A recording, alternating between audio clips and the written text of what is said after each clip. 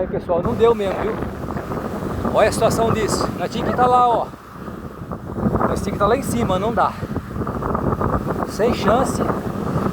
Tivemos que tirar tudo aqui, ó. Jogar pra fora. Essa aventura aqui vai ficar na história. E olha onde tem que sair.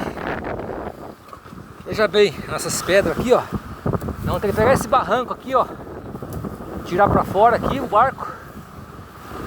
Porque ou esperar o vento totalmente quietar. Olha a situação que tá isso aqui. Não para o vento e tá muito agressivo demais.